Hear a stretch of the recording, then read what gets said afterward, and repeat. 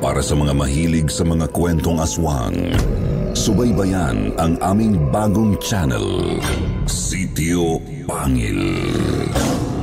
Pasukin ang nakakakilabot na mundo ng mga aswang. Like and subscribe. Sitio Pangil.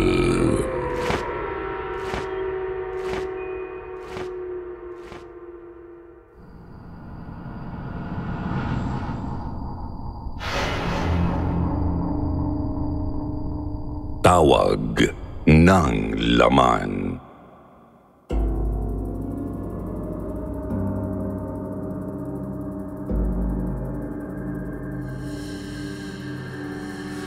Mahirap magtiwala sa kahit sino.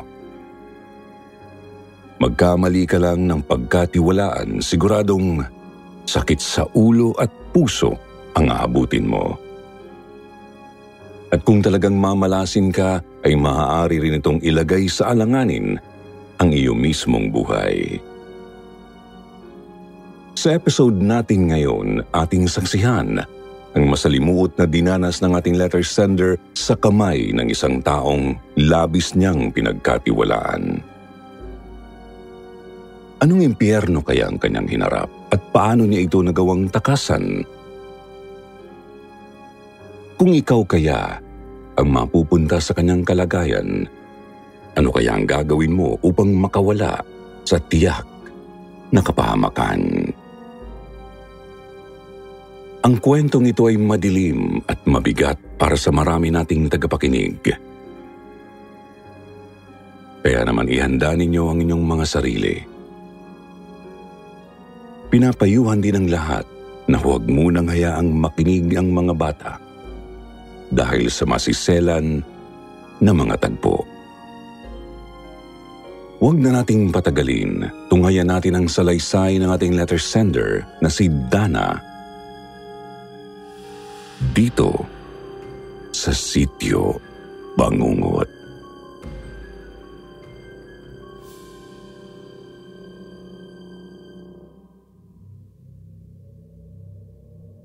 Hello, Sir Jupiter. Please hide my identity. Kasi napakasensitibo ng ibabahagi ko. Bagamat pakiramdam ko ay patay o nakakulong na ang mga taong banta sa kaligtasan ko, hindi ko pa rin maiwasang maparanoid.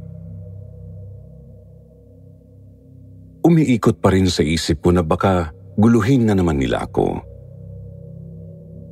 Nag-aalala akong baka sirain na nila ng tuluyan ang buhay ko at idamay pati ang mga mahal ko sa buhay. Alam ko nga lang na kasalanan ko rin kung bakit napunta ako sa madilim na yugtong iyon. Kaya siguro hindi ako iniiwan ng hiya, pagsisisi at guilt kahit nasa 2 dekada na ang nagdaan. Tawagin niyo na lang po ako sa pangalang Dana. Hindi na lang po ako magbabanggit ng espesipikong lugar para sa kaligtasan ko. Basta nangyari po ito noong 2001. 17 years old pa lang ako dito sa bandang norte.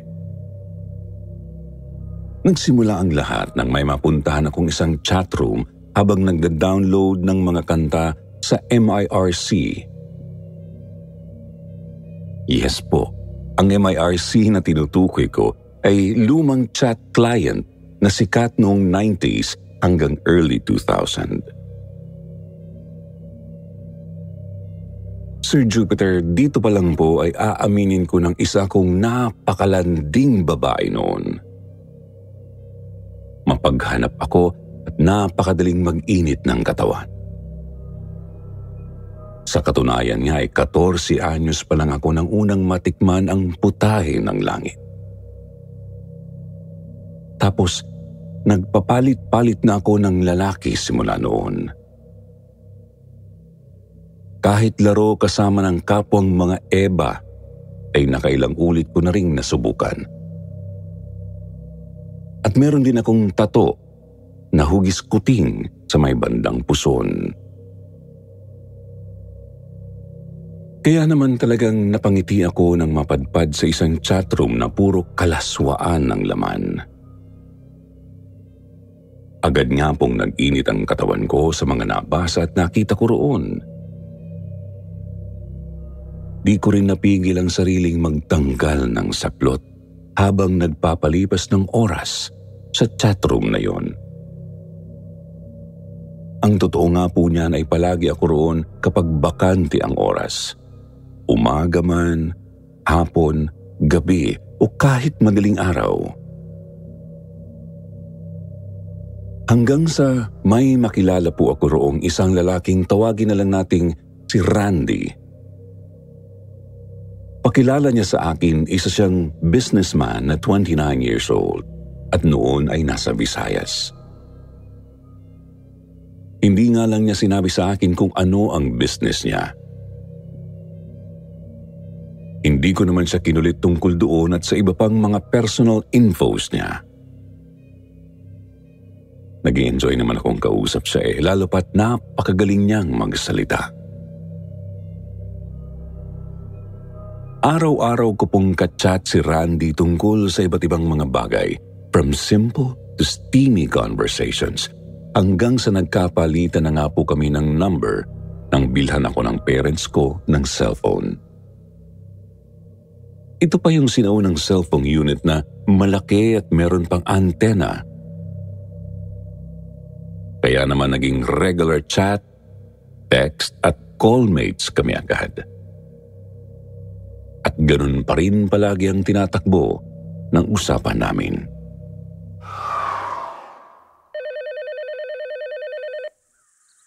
Hanggang sa nagulat na lang ako nang tawagan ako ni Randy isang hapon. Mga bandang 4:30 po yata noon. Paano ba naman kasi? Bigla na lang niya akong niyaya sa isang eyeball noon mismong oras na yon. Siyempre kinabahan ng lola niyo, pero ramdam kong kinikilig din ako. Nasasabik din kasi makikita ko na rin sa personal ang palagi kong nakakausap. In short, hindi ako nagkatubiling pumayag.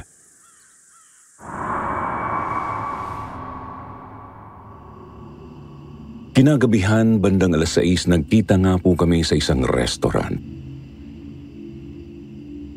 Speechless po ako, Sir Jupiter, kasi napakagwapo at matipuno pala ni Randy sa personal. Napakaganda ng ngiti. Halata ring napakalinis nito sa katawan at napakabango. Kaya naman, hindi na ako umayaw nang ayain niya ako sa tinutuluyang bahay dito sa May Norte. Madalas din naman akong gabihin o umagahin sa pag-uwi kaya hindi ko na iniisip sina Mami at Daddy.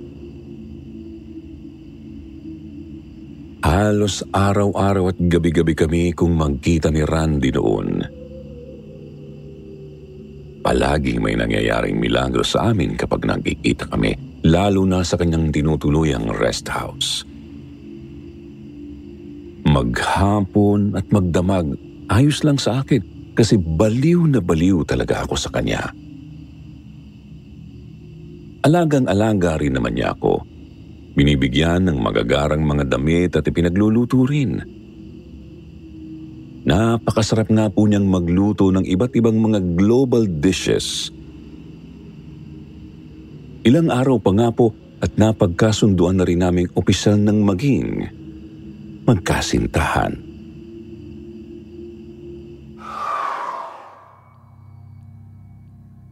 Sir Jupiter, sa ilang linggo naming pagkikita ni Randy ay may iilang mga bagay akong napapansin sa kanya. Una na roon ang pagiging sobrang malihim niyang tao. Ang totoo nga po ay sa isang makahoy na bahagi nakatayo ang maliit niyang rest house. Maliwalas at malinis naman ang lugar, pero malayo sa ibang mga kabahayan. Hindi rin siya masyadong nagkikwento tungkol sa personal niyang buhay at hindi malinaw na sinasabi kung ano ang kanyang negosyo. Basta sa isang araw ay may 1 hanggang 2 oras siyang humaharap sa kanyang laptop para makipag-usap sa kanyang mga empleyado at mga kliyente. Pansin ko rin ang isang malaking maleta na nasa ilalim ng kanyang kama.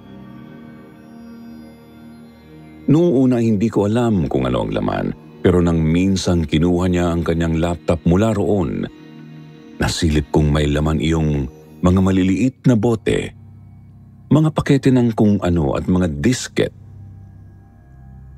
Ang disket ay yung square na nilalagyan ng mga computer data noong hindi pa uso ang mga flash drives at CD. Nagpatuloy ang mainit naming ugnayan sa loob ng halos 3 buwan. Lahat ng sulok ng kanyang rest house, pati bakuran, ay nabinyagan na namin ng paulit-ulit.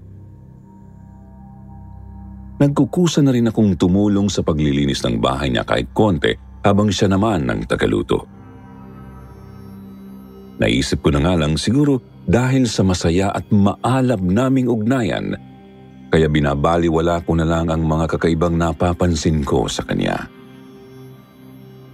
Kaya rin siguro palagi ko siyang hinahanap-hanap kapag nasa bahay o paaralan lang ako. Yes po, Sir Jupiter. Palagi ko siyang hinahanap-hanap noon. Ewan ko ba, pero baliw na baliw talaga ako sa kanya. Oo, malanding babae ako, pero hindi pa naman nangyayaring ganoon ako kahayok sa isang lalaki bago kay Randy. Mas gusto ko kasing nagpapalit-palit, iba-ibang flavors, ika nga. Subalit pag andoon ako sa kanyang rest house ay para bang napakasaya ko palagi at buhay na buhay ang dugo ko. Mas mainit din ako sa kama kaysa karaniwan.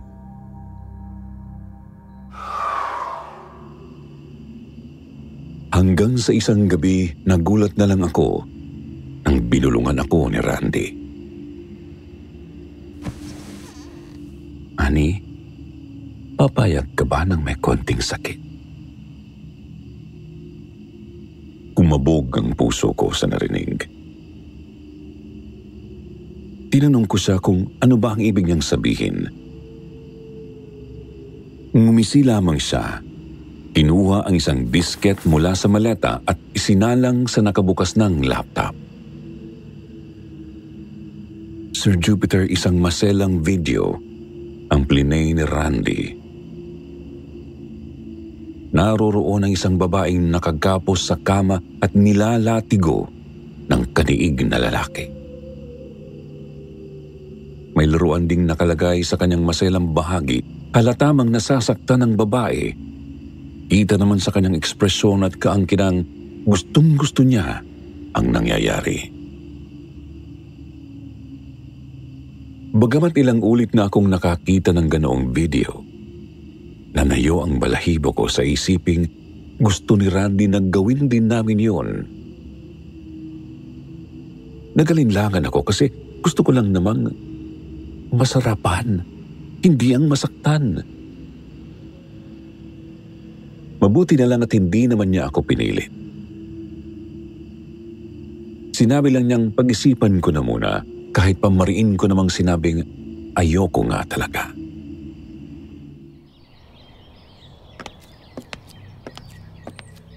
Kinaumagahan ay umuwi muna ako sa amin. Medyo na-turn off ako kay Randy dahil sa sinabi niya sa akin. Hindi ko nga lang maitatangging hinahanap-hanap ko pa rin siya.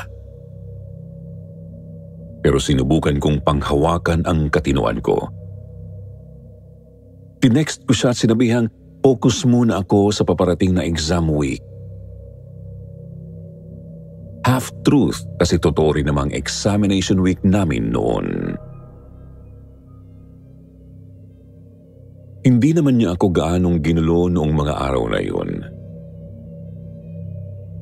Konting text lang ng pangungumusta ang nagagawa namin. Subalit nang sumapit ang 2nd araw ng exam, ay hindi ko na siya natiis. Maswerte namang maaga akong natapos kaya agad akong bumiyahe papunta sa kanyang rest house. Sinadya ko na ring agahan para sorpresahin ang kasintahan ko.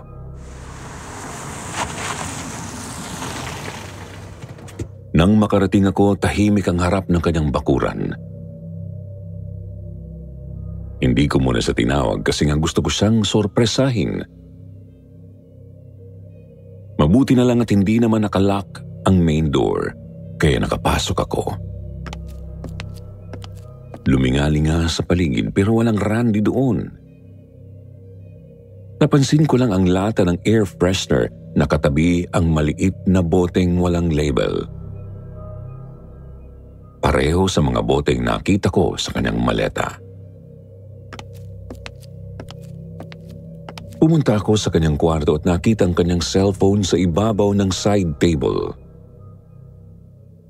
Napahawak ako sa dibdib kasi natanto kong yun na ang pagkakataon ko. Pagkakataong alamin ang mga lihim ng boyfriend ko. Kinuha ko ang kanyang cellphone. Wala pang advanced na security password noon kaya mabilis kong nabuksan ang kanyang inbox. Mukhang binubura yata niya ang mga messages kasi 5 mensahe lang ang naroroon.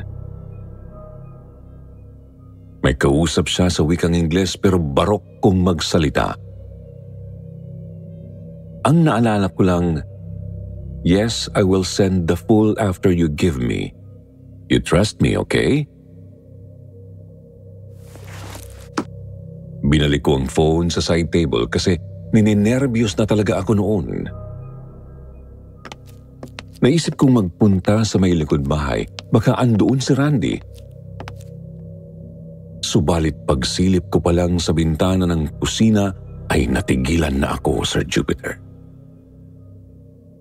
Nakita ko si Randy na hubot-hubad. Ilang sandali pa ay napalingon si Randy sa bintana kung nasaan ako. Alam kong nakita niya ako pero inirapan ko lang siya. Mabilis na bumalik sa front door at agad na lumabas. Umiiyak akong tumakbo. Iniisip na siguro nga deserve ko rin naman yon kasi nagpakagaga ako. Tinanggal ko ang MIRC application sa laptop ko. Nagpalit ng number at nag-log out sa lahat ng mga platforms kung saan kami nag-uusap ni Randy. Basag na basag talaga ako noon kaya't hindi ko inasahang magsisimula pa lang pala ang pinakamatinding bangungot sa buhay ko.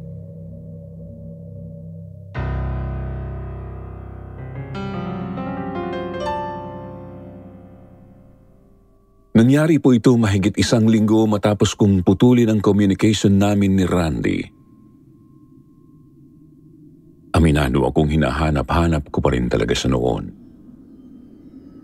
Umabot pa sa puntong medyo nahihilo ako at nanginginig kakapigil sa sariling bumalik sa kanyang rest house.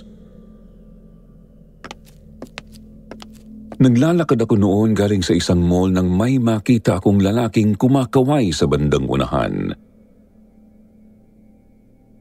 Medyo madilim sa kanyang kinatatayuan pero kita kong hindi ito isang Pilipino. Hindi rin Insik o Hapones, basta isa itong foreigner na Asyano. Kinikilabutan ako sa titig at ngiti niya sa akin kasi alam kong titig yun ng isang manyakis. Tatalikod na sana ako pero bigla niya akong tinawag. Nakakapagtaka kasi alam niya ang pangalan ko. Hindi ko nga lang siya masyadong naintindihan kasi hindi maayos ang pagsasalita niya ng English. Isa pa po ay kinabahan na talaga ako noon kaya tumuloy na ako sa lakad-takbo paalis. Bumalik ako papasok ng mall para lang makalayo sa kanya. Yun nga lang ay hindi ako nilubayan ng banyaga, Sir Jupiter. Palagi niya akong sinusundan sa loob ng ilang araw mula sa bahay hanggang sa paaralan. Minsan pa nga ay tinatambangan pa niya ako at sinisikap ko namang hindi niya ako mahuli. Sa bawat pagkakataon ay kitang-kita ko ang nakakikilabot niyang ngiti at titig na punong-puno ng pagnanasa sa akin. Kahit nga po sa pagtulog ay binabangungot na akong tumatakbo habang hinahabol niya. Hanggang sa tuluyan nga niya akong nalapitan nang minsang pauwi ako galing sa paaralan. Hindi ko kasi agad napansing naroon pala siya at naghihintay sa likod ng isang nakaparadang van. Nagpumiglas ako ngunit madiin ang hawak niya sa braso ko. Pilit niya akong kinakausap gamit ang Ingles niyang barok. Sinabi niyang, Wait, I won't hurt you. I will give you money. Many money. Listen to me. You trust me, okay? Nagsalubong ang kilay ko sa pamilyar na mga salita. Noong una ay inisip ko pang baka nagkakamali lang ako. Pero agad ding napatunayan ang hinala ko nang magpatuloy pa ang banyaga. You trust me? Please, trust me. I will give you many money. I will not hurt you. Just come with me. I want to see everything. I want to see the kitten on your belly. Paano niya na lamang may tattoo akong hugis kuting sa may puson? At yung pagsasalita niya, di kaya? Doon din ay nagpumiglas pa ako sa kanya. Hinampas ko siya ng dala kong shoulder bag at nagsumigaw ako. Kita ko ngang napalingon sa amin yung guard sa katapat na building kaya naman umatras ng ilang hakbang yung banyaga. Kinukumbinsi pa rin akong sumama sa kanya at hindi na raw niya ako guguluhin basta tawagan ko lang siya. At may hinagi siya sa aking calling card bago siya tuluyang sumibat.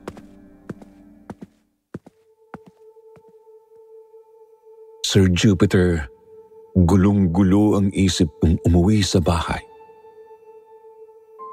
Iniisip kong malamang kinuhanan pala ni Randy ng video ang pagniniig namin nang hindi ko napapansin. Naalala ko kasi ang huli kong punta sa bahay niya, ang nakita kong text na tumutugma sa pagsasalita noong foreigner at ang nakita kong ginagawa ng ex ko sa likod bahay. Gusto kong magsumbong kina mami at daddy pero umurong din ang dila ko. Sigurado naman kasing sa akin pa rin ang sisi nila sa huli. Hindi rin ako pwedeng magsumbong basta sa mga pulis kasi lalapit din sila sa parents ko. Kaya wala akong ibang choice kundi bumalik sa rest house ni Randy at kumprontahin siya.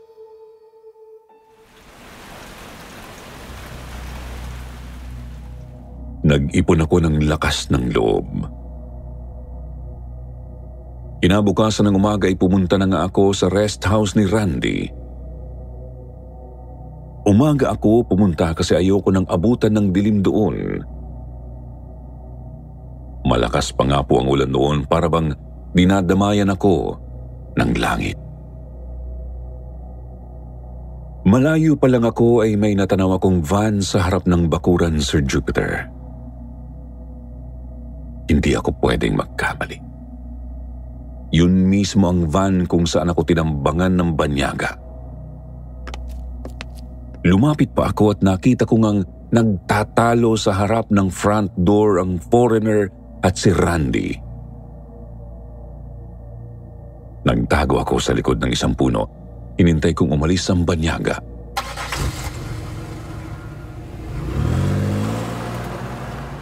Nang umalis ng van, doon na ako lumabas at pumasok sa bakuran at kumatok sa pinto. Hindi naman nagtagal ay pinagbuksan ako ni Randy. Nanlalaki ang mga mata niya nang makita ako, ngunit agad din itong ngumiti at niyakap ako. Gayun pa man ayoko nang magpaloko noon, kaya't nasampal ko siya ng malakas. Hindi ko na pinigil ang sarili. Tinanong ko siya kung ano bang ginawa niya. Tinanong ko kung bakit nalaman ng banyaga ang tungkol sa kuting na nasa puson ko. Tinanong ko rin siya kung ano ang kinalaman ng stalker na yun sa kanya. Nag-aapoy na ako sa galit noon pero kalmado pa rin si Randy. Pinapakalma din niya ako at sinabihang pumasok muna para makapag-usap kami ng maayos. Umayaw ako noong una pero nangako siyang sasabihin niya sa akin ang lahat. Kaya naman pumayag ako. Basta doon lang ako uupo sa couch na malapit sa pinto. Umupo nga po ako roon, Sir Jupiter. Siya naman ay nagpunta ng kusina tsaka hinatiran ako ng konting snack. Kain daw muna ako habang nag-uusap kami. Hindi ko alam pero bigla na naman akong nakaramdam ng kakaiba habang nakaupo. Kinain ko yung binigay niyang pagkain kasi baka nagugutom lang din ako. Subalit nagtaka na lang ako nang bigla akong mahilo at naramdamang unti-unting sumasalampak sa sandalan ng couch ang katawan ko. Sunod ko na lang na malayang hubot-hubad na ako sa kwarto ni Randy. Puno ng latay at sugat ang buong katawan. May katabing latigo at binabayo ng hayop kong ex. Gusto kong pumalag. Gusto ko siyang itulak pero wala akong lakas. Nanlulupaypay ang katawan ko. Sinubukan kong lumingon sa paligid habang patuloy sa pagbayo si Randy. Kita ko ang nakabukas na bote sa may side table, katabi ito ng bukas ding laptop at iilang mga disket. Iniligid ko pa ang nanlalabong paningin at napaiyak nang makitang may camcorder na nakatayo sa may pinto ng silid. Ano, ha? Tatakas ka pa, mahal kong Dana? Lalayo ka pa? Hindi mo na magagawa yun dahil marami akong hawak na alas laban sa iyo. Marami akong video natin at kitang-kita doon ang katawan mo. Isang pagkakamali mo lang at kakalat at lahat ng yan.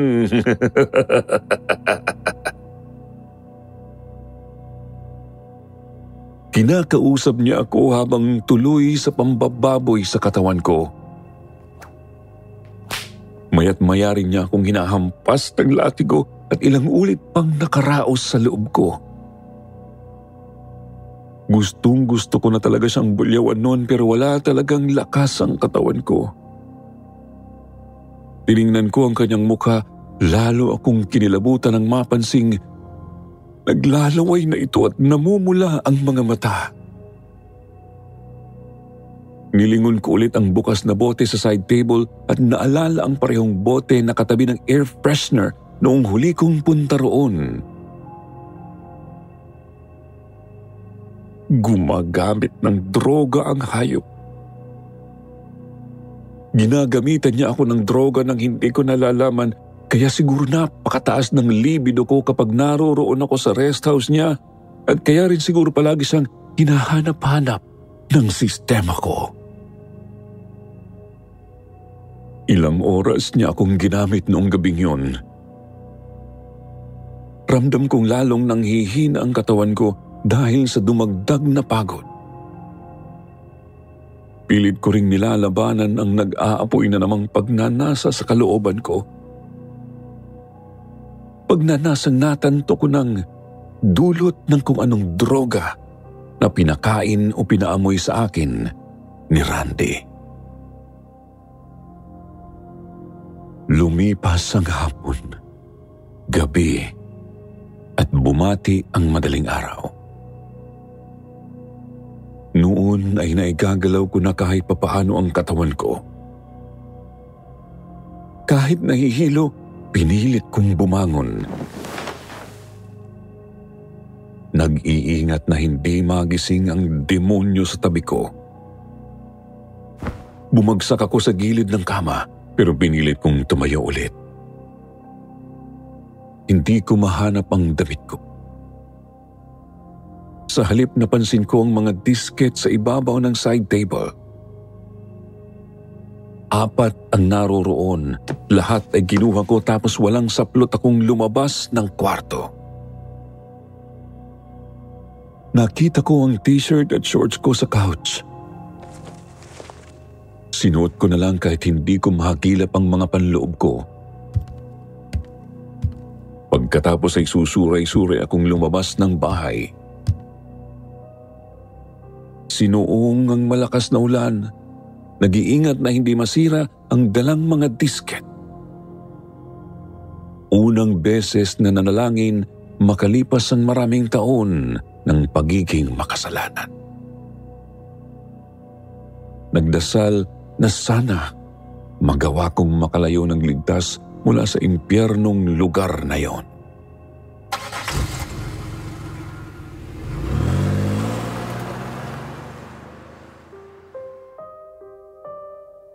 Tulog pa sina Mami at Daddy nang makauwi ako. Dumiretso ako sa kwarto ko at agad na sinalang ang mga disket sa laptop ko.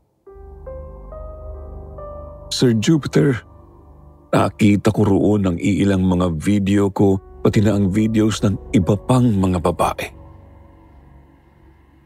Ang ipinagtataka ko lang ay hindi ko maalalang nangyari ang ilan sa mga nasa private videos ko. Binuksan ko ang isa sa mga luma kong email na alam ni Randy at doon nga ay tinadtad niya ako ng mga messages. Ibalik ko raw ang mga disket. Kaya naman binuksan ko ang iba pang mga disket na nakuha ko. Doon, nalaman kong may nakuha pala akong kopya ng ilang mga importanteng data tungkol sa iligal niyang mga gawain. Nilakasan ko ang loob ko at nag-email ako sa kanya. Ikalat mo ang videos ko at kakalat din ang baho mo.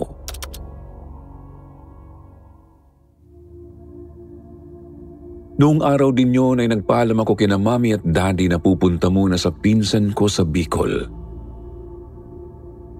Gusto ko lang talagang lumayo muna at ihanda ang sarili sa kung anumang mangyayari.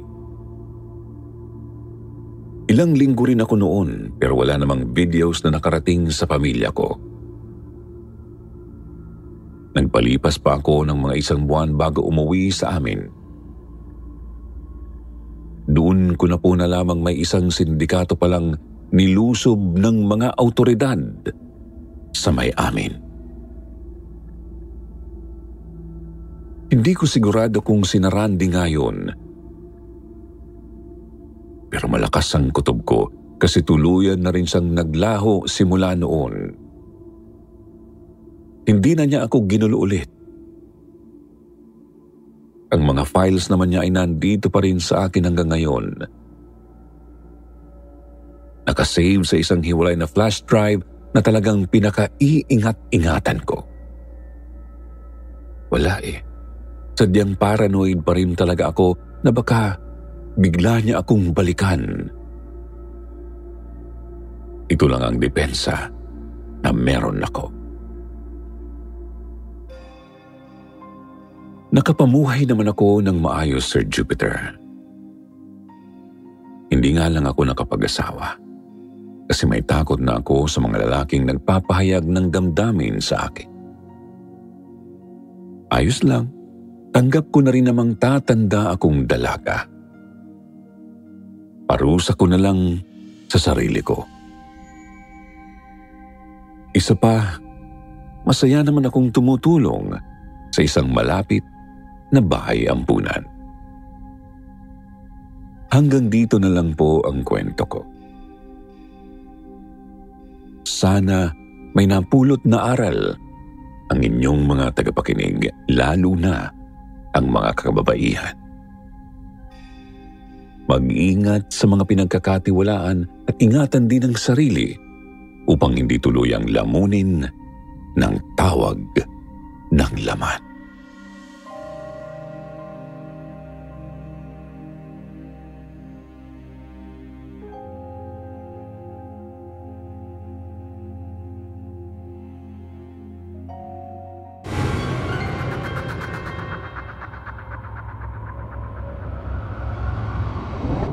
Segunda manong motorsiklo.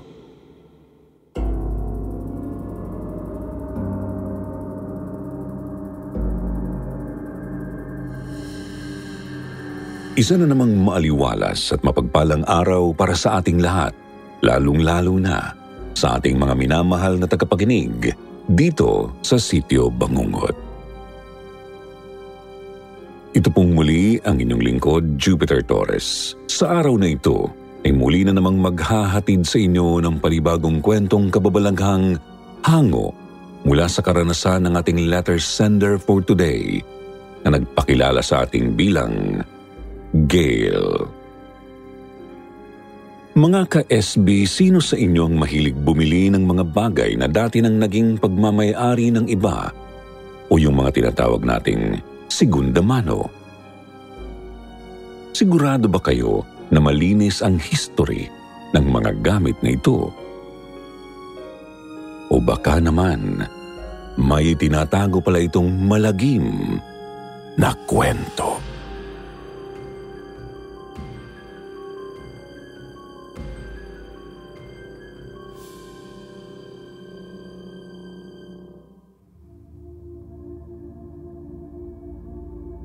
Please call me Gail. 36 years old. Isa sa pinakauna niyong silent listener dito sa YouTube. Nagtatrabaho po bilang supervisor sa isang food company dito lang ho sa Pasig City. Nangyari ang kwentong ito nung kalilipat ko lang sa kumpanyang yun. Mga taong 2011. Same year kung kailan ho kami ikinasal ng asawa kong itago na lang po natin sa pangalang Margie. Naisipan namin ni Mrs. noon na bumili muna ako ng sasakyang magagamit ko bilang service kapag papasok ako sa trabaho. Mas matipid kasi yun kaysa magkukommute ako. Hanggang sa napagkasunduan naming bumili muna ng segunda manong motorsiklo. Dahil na rin sa rekomendasyon ng isang common friend namin ni Mrs. noon. Goods na goods yan, boss. Walang sira. Maganda ang takbo, pati makina. Kung hindi nga lang ako nangangailangan ng pera ngayon, ayoko pa sana ibenta yan eh. Napangiti ako habang ini-inspeksyon ko yung ibinebentang motorsiklo na dinala pa ho mismo sa bahay ko nung may-aring nagpakilala sa akin bilang Jimboy. Maganda nga yung motorsiklo. May mga kaunting gasgas lang pero hindi naman yung gaanong visible kung hindi mo susuriing maigi. Kaya naman ang araw ding yun ay agad ko na hong binayaran sa kanya yun at isinarado na ang deal namin. Pagkatapos naming magkapirmahan at magkabayaran, nagpaalam na rin naman agad si Jimboy at umuwi. After that, Sir Jupiter, maayos pa naman po ang mga naging sumunod na araw naming mag-asawa noon. Atid sundo ko pa nga si Mrs. noon papunta at pauwi galing dun sa negosyo niyang salon na hindi rin naman ho kalayuan dun sa tinitirhan naming mag-asawa. Tuwang-tuwa talaga kami dahil unti-unti galing sa wala ay nakikita na ho namin kaagad ang bunga ng pagtutulungan namin para sa binubuo pa lang naming pamilya. Pero mabilis din po pala iyong magbabago.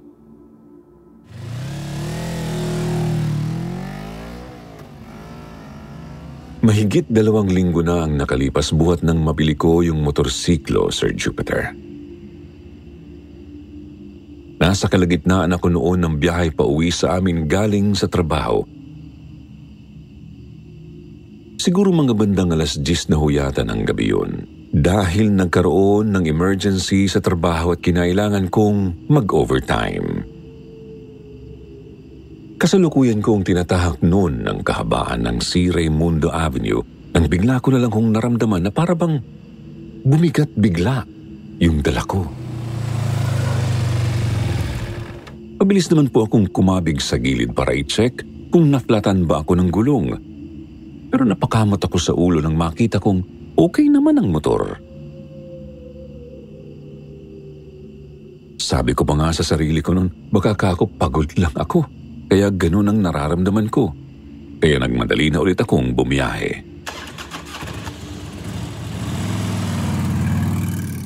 Pero pag-andar ho ng makina ko, Sir Jupiter, at sa muling pagbiyahe ko, bumalik na naman ho yung pakiramdam na parang ang bigat-bigat ng dala ko.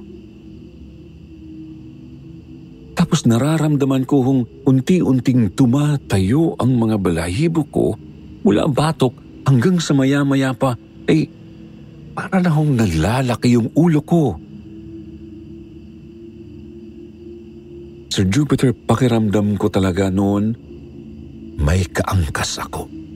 Dahil nararamdaman kong maya-maya ay bigla na lang din hong may bumubulong sa likuran ko. Hindi ko lang talaga maintindihan kung ano ang sinasabi nung kaangkas ko, Sir Jupiter. Pero sigurado ho akong babae yun dahil nakita ko pang sumasama sa ihip ng hangin yung mahaba niyang buhok. Talagang grabe ho ang pangingilabot na naramdaman ko noon kaya napabilis tuloy ang pagmamaneho ko.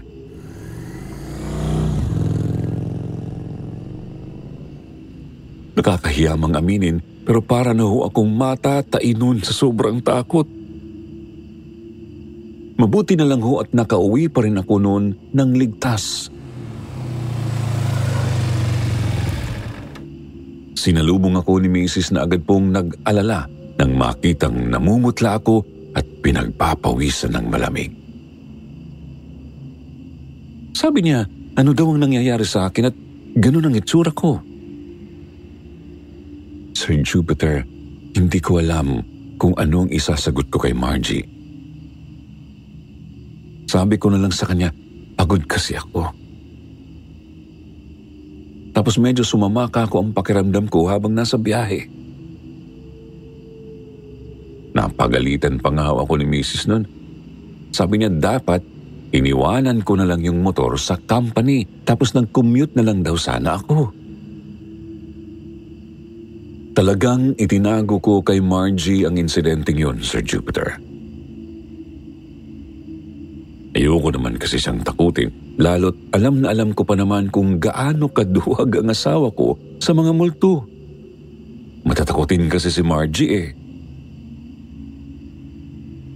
Pero yung inaakala kong pang one time lang ang karanasang yun, nagkamali pala ako, Sir Jupiter, dahil pagkatapos nun, halos araw-araw na ho akong nakakaramdam ng hindi magandang presensya habang nagmamaneho ako ng motorsiklo, lalong-lalo na tuwing aabutin ako ng gabi sa daan. Umabot pa nga ho sa punto na isang gabi bigla na lang akong nagising sa kasarapan ng tulog ko. Tapos napalingon ako dun sa bintanang katapat kung saan ko pinapark yung motorsiklo. Nagulat na lang ako dahil may nakita ho akong babaeng nakatayo doon sa tabi ng motor. Duguan. May karga-kargahong bata. Napansin kong tapyas yata ang kalahati ng ulo.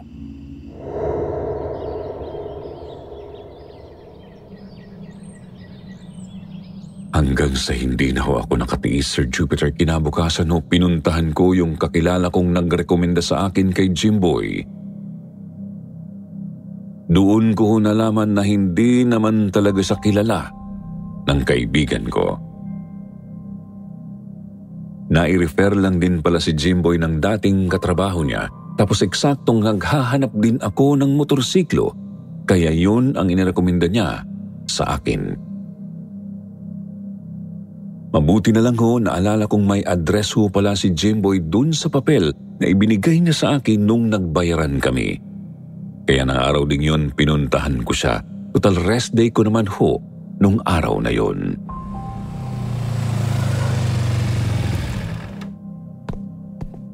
Oh, pare, napadaan ka.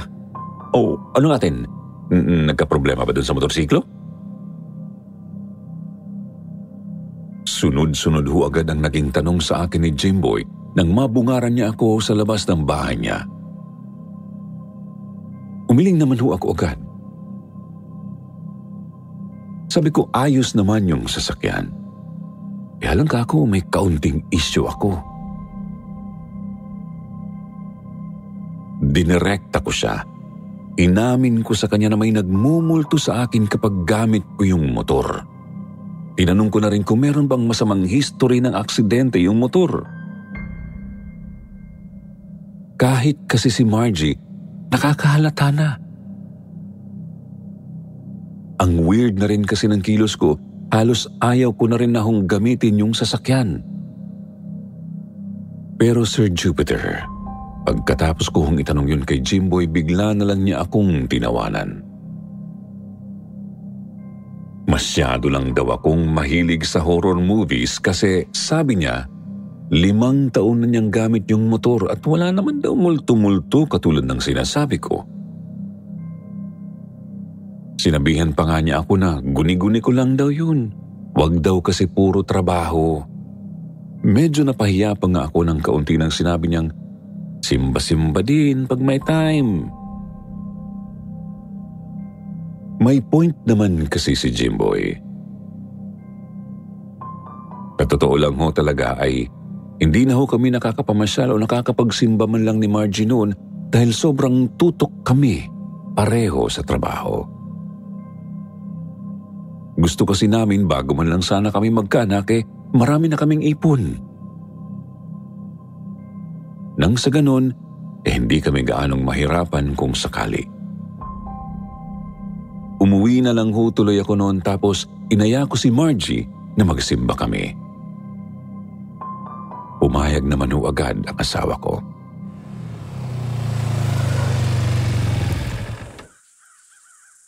Pagkagaling namin sa simbahan, kaunting pasyal-pasyal lang ay umuwi na rin kami ni Mrs. Mga bandang 5:00 ho ng hapon ay nasa bahay na ulit kami at nagpapahinga. Dahil medyo napagod din kami sa instant date namin. Nanunood ho ako noon ng TV sa sala habang si Margie naman ay nasa kusina at nagluluto. Nang hindi ko ho namalayang maya-maya ay napapapikit na pala ako.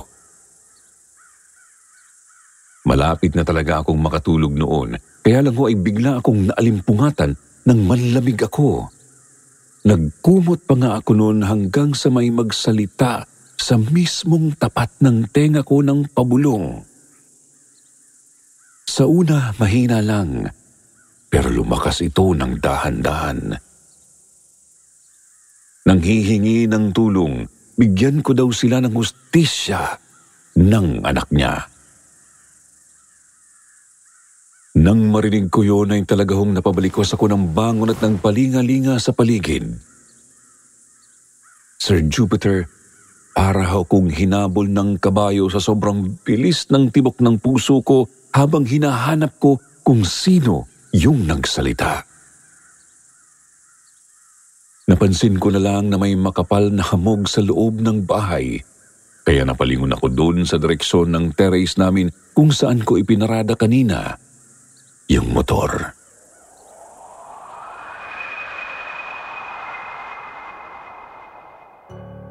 Sir Jupiter, nandoon na naman yung babaeng duguan na may kargang batang tapyas ang ulo. Umiiyak siya, Sir Jupiter. Nakita ko kasing umaalog yung mga balikat niya habang itinuturo yung motorsiklo. Kaninong kaluluwa ba kaya sila? Bakit sila nagpapakita sa akin? Tinawag ko si Margie pero hindi ko alam kung bakit parang hindi niya ako naririnig. Napansin ko na lang na naglalakad yung babae papunta sa kwarto kahit hindi ko nakikitang humahakbang ang mga paa niya. Nakalutang lang siya sa ere. Hindi ko alam, Sir Jupiter, kung napunta ba ako sa tinatawag nilang spirit world. Una kasi, hindi ako marinig ni Margie. Pangalawa, bakit nagkahamog sa loob ng bahay? At pangatlo, naririnig ko ng malakas yung iyak ng duguang babae pati nung batang karga niya. Dito ko po nakumpirma na nag-out-of-body experience ako. Pagtingin ko po kasi sa kama natutulog ako ng mahimbing. Ibig sabihin, lumabas yung kaluluwa ko mula sa katawan ko. Kaluluwa sa kaluluwa pala kaming magkaharap nung babae. Nagsasalita lang po siya mag-isa nun. Nakayuko at halatang malungkot. Kausap ang sarili niya. Ganito po ang narinig ko sa kanya. Ang sabi niya sa akin, susunduin niya lang kaming mag-ina. Sabi niya gusto lang daw niyang magkabati kami, kaya sumama ako ulit sa kanya. Pero hindi pala totoo yun. May ibang balak pala siya. Habang nasa biyahe kami, bigla siyang sumigaw. Ang sabi niya magsama-sama na lang daw kaming mamatay para hindi na kami kahit kailan pa magkahiwalay. Wala akong nagawa. Hindi ko nailigtas ang anak ko ng ibang ganya ng sadya ang motorsiklong sinasakyan namin. Nasagasaan ako habang tumalsik naman ang anak ko at naipit ng dumadaang truck ang kanyang ulo. Ganyan ang pagkakaunawa ko sa mga sinabi niya. Tapos bigla siyang tumingin sa akin, sabay hingi ng tulong na makuha daw ang hustisya nila ng anak niya. Nakaramdam ako bigla ng puwersa na parang hinigop ang katawan ko. Literal na para akong vinacuum, ganun na ganun. Dito na ako nagising. Ginising ako ng asawa ko. Sabi niya binabangungot daw ako. Nagsasalita daw ako mag-isa. Habol-habol ko ang paghinga ko nang imulat ko ang mata ko, Sir Jupiter. Para akong naglakbay sa malayo. Niyakap ko si Margie nung makita kong sa wakas ay siya na ho ang kaharap ko. Napakarami na hong tanong sa akin ni Margie noon. Nagtataka na raw siya sa mga ikinikilos ko. Kaya wala na ho akong nagawa kundi ang umamin tungkol sa mga nakikita at nararanasan ko buhat ng bilhin namin yung segunda manong motorsiklo. Bakas ho ang takot sa mukha ng misis ko pagkatapos ko hong sabihin sa kanya ang lahat. Sabi niya nga itapon na raw namin yung motor. Pero siyempre hindi ko naman pwedeng gawin yun. Mabuti na lang ho eksaktong ng oras din yun ay bigla na lang tumawag sa akin yung kaibigan ko na siyang nagrekomenda sa aking bilhin yung motorsiklo. Tapos may ibinigay siya sa aking impormasyon na nagbigay linaw naman sa lahat ng nalaman ko ng gabing yun.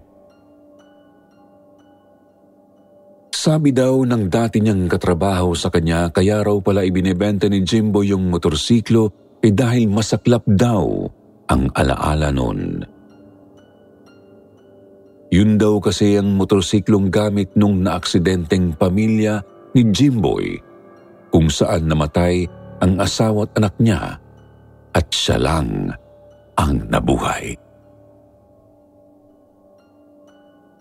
Sabi po ho ng kaibigan ko, sinundo lang daw ni Jimboy noon ang kanyang mag-ina sa bahay ng biyanan niya ng araw na yun.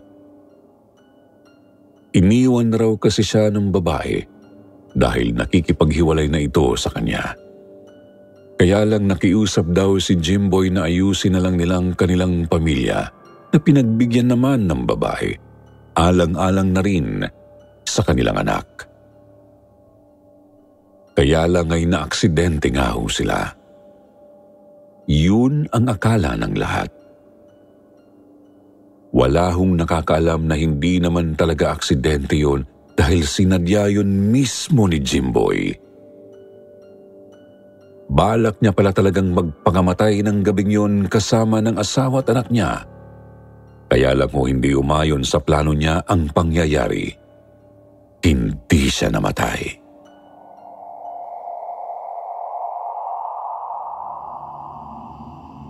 Nang malaman ko ang lahat ng yun, Sir Jupiter, hindi ko talaga alam ang gagawin ko. Pupunta pa ako sa pulis? Magsusumbong ba ako? Pero sino naman kasing maniniwala sa akin na kinausap ako ng multo at sinabi sa akin ang totoong nangyari sa kanila? Litong-lito na ho ako kakaisip ng gabing yon, tapos maya-maya bigla na lang hong napasigaw si Margie habang nasa kusina siya at nagliligpit ng pinagkainan naming dalawa. Nakita daw niya si Jimboy na nakasilip sa may bintana at pinapanood daw siya. Para hong biglang nablangko ang utak ko. Talagang nandilim sa galit ang paningin ko, kaya't dinampot ko agad yung itak ko sa ilalim ng lababo namin, tapos lumabas ako at hinanap si Jimboy. Sinubukan ko pa siyang habulin kung saan siya nakitang dumaan ni Margie, pero hindi ko na siya nakita noon, Sir Jupiter. Kahit nga ho mga kapitbahay namin naglabasan nang marinig nila ang kumusyon sa labas. Kaya ho yung iba, sinamahan pa kami ni Margie sa bahay na hintayin kung babalik pa ba si Jimboy. Sa sobrang takot at pag-aalala ko para sa asawa ko, tumawag na lang ho ako noon sa kapatid ko at nagpasundo kami. Sama-sama ho kaming nagpa-blatter noon sa barangay para lang may record kami kung sakali man. Mabilis naman pong pinuntahan ng mga tanod yung bahay ni Jimboy. Isang barangay lang naman ho kasi ang layo niya sa amin, kaya lang wala raw ho siya doon. Sabi nila babalikan na lang daw namin bukas si Jimboy para kumprontahin siya. Hindi na ho ako natulog noon, pati nga ho yung isang tanod na kabarkada ng tatay ko. Hindi na rin umalis sa bahay namin.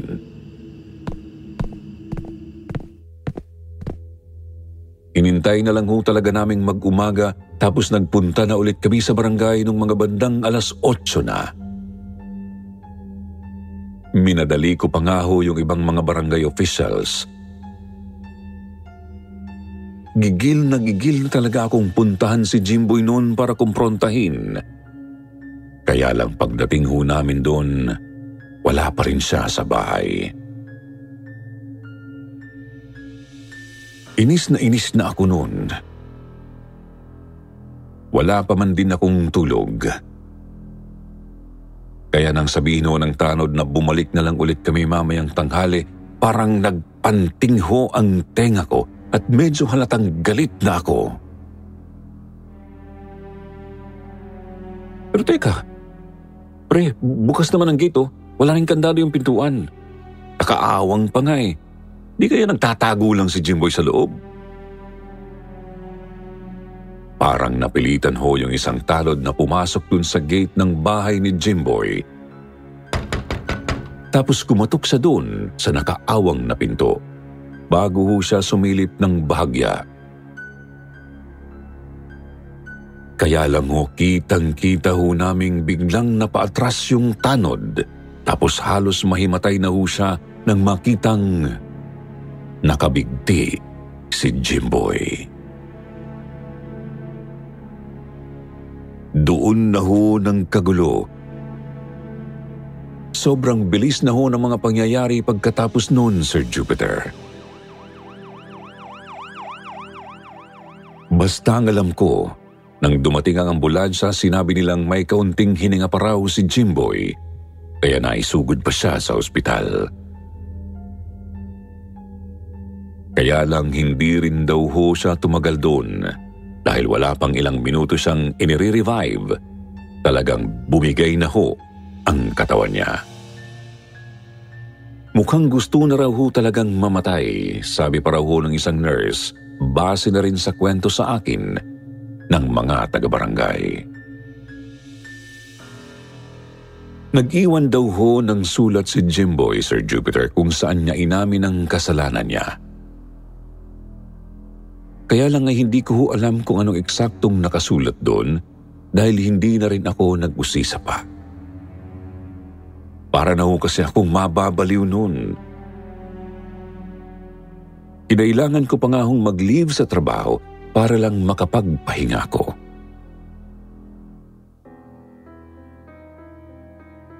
Pagkatapos ng lahat ng pangyayaring yun, Sir Jupiter, idinispatsa ko yung motorsiklong ibinenta sa akin ni Jimboy. Tapos bumalik na lang ho ako sa pagkukommute hanggang sa nakaipon kami ni Margie na pambili ng bagong motorsiklo. Yun hong brand new na para hindi na ulit namin danasin yung ganitong issue sa mga segunda manong motorsiklo. Talagang nadala ho kaming mag-asawa. Nakakatroma ang pangyayaring yun at napakahirap nung kalimutan. Kaya kayo mga ka-SB, ang maipapayo ko lang, huwag kayong basta-basta bumibili ng mga segunda manong gamit. Mahirap na eh. Sana nagustuhan ninyo itong aking kwento. Hanggang dito na lang po. Maraming salamat sa inyong pakikinig.